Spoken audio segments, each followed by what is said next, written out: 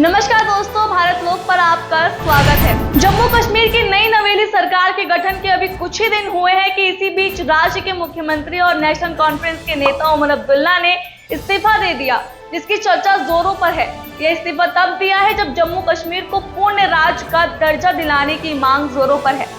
उपराज्यपाल मनोज सिन्हा ने अब्दुल्ला कैबिनेट के प्रस्ताव को मंजूरी भी दे दिया है। दरअसल जम्मू कश्मीर में 90 सीट पर हुए विधानसभा चुनाव में उमर अब्दुल्ला की पार्टी नेशनल कॉन्फ्रेंस और कांग्रेस ने मिलकर चुनाव लड़ा था, जहां खुद उमर अब्दुल्ला बडगाम और गंदेरबाल से चुनाव में उतरे थे और दोनों ही सीटों से चुनाव जीत गए।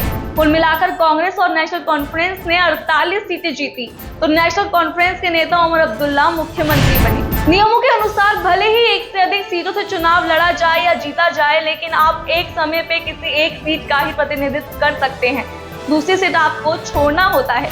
इसी नियम के तहत 2 विधानसभा सीटों से जीते जम्मू कश्मीर के सीएम उमर अब्दुल्ला ने अपनी एक सीट गंदेरबल विधानसभा से बतौर विधायक रहने का फैसला करते हुए दूसरी सीट बडगाम विधानसभा से इस्तीफा दे दिया। दरअसल गंदेरबाल विधानसभा सीट को अब्दुल्ला परिवार और नेशनल कॉन्फ्रेंस का गढ़ माना जाता है।